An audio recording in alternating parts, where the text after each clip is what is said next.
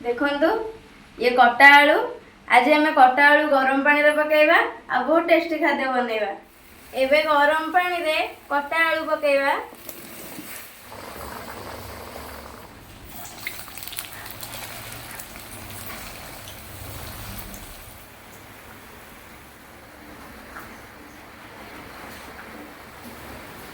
Hi friends, जीना lifestyle तो आपको स्वागत। ये देखंतु ये हूँ कटा आलू।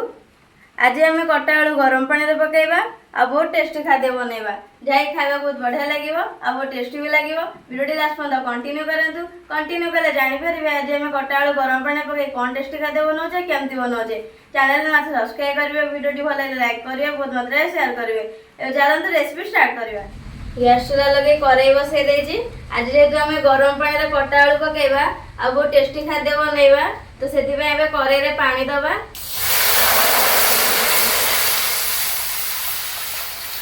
पानी गरम होबे को 5-10 मिनिट छाड़ी दबा। 5-10 मिनिट हेई गलानी, पानी गरम हेई गलानी। एबे गरम पानी रे कटा आलू पकेबा।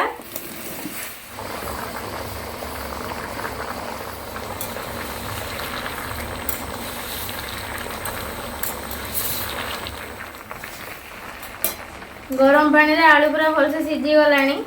एबे थाली को काढ़ी दबा।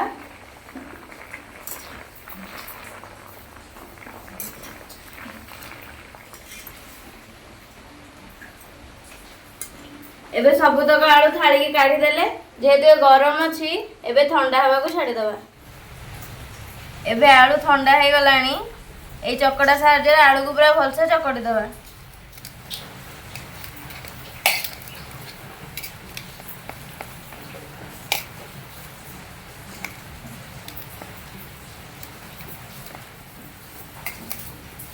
एबे पूरा भल से चकड़ी देले।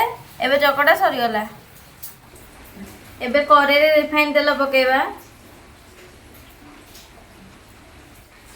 एबे तेल रे कटा कंचा लंका पकेबा, अदा छेचा पकेबा, कटा भेरसुआ पत्र पकेबा,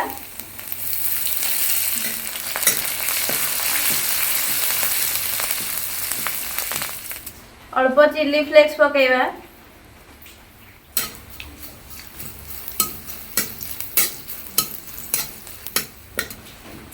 अल्प पानी दबा।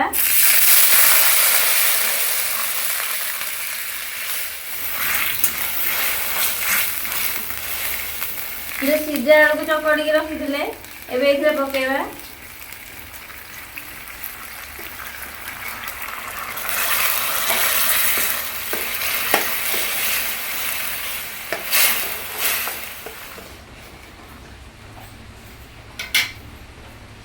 अल्प गोटा जीरा पकेबा, स्वाद अनुसार लुण पकेबा,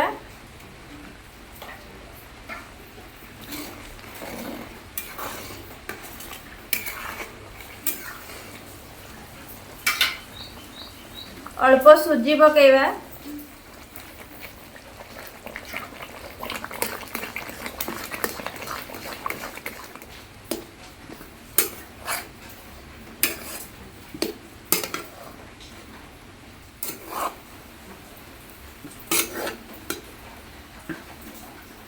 एबे हे गलानी।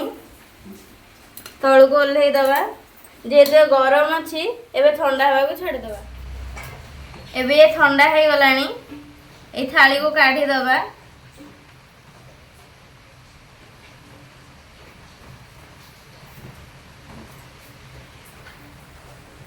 एबे सबुतक थाली को काढ़ी देले। एबे चकटिबा।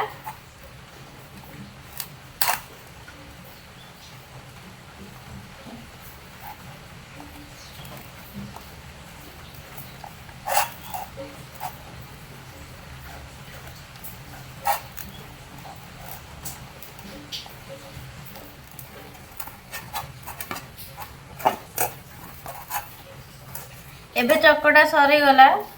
एठू एमती अल्प अल्प नबा, एमती गोल गोल करिबा। एबे एमती माड़ीबा। एठू एबे कणा करिबा।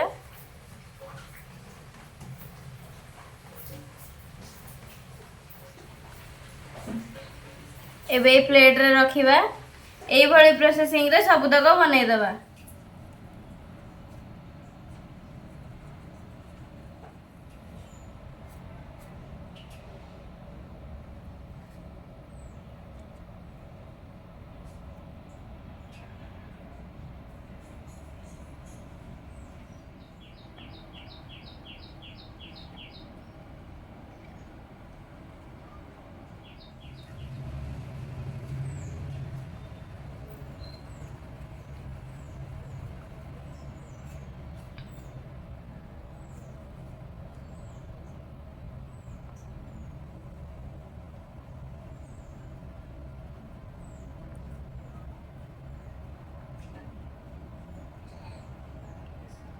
एबे सबुतक बना सरीगला। कड़े रिफाइन तेल दे देछि, तेल भी गरम हो गलानी। एबे छाणीबा।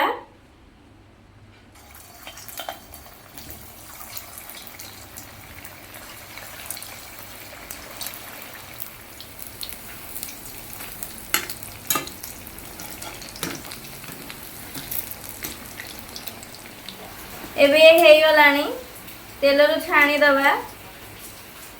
ए थाली रे रखिबा। एई भली प्रोसेसिंग रे और जो तक रहिला सब तक छाणी दबा।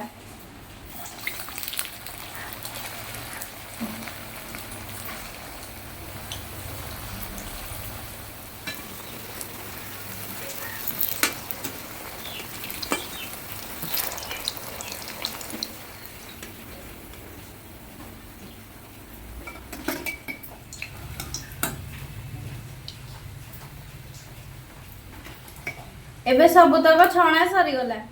देखंतु केते बढ़िया देखा जाउची, पूरा क्रिस्पी भी हेजी।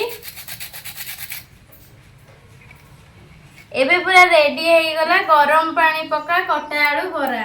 आपना ने मिथरे गरम पानी रे कटा आलू पके की बरा बने की ट्राई करंतु। रेसिपी केमती को लागला कमेंट माध्यम रे निश्चय जणाइबे। एमिति नन रेसिपी देखिया पे चैनल को सब्सक्राइब कर दियंतु। रहिली जय जगन्नाथ।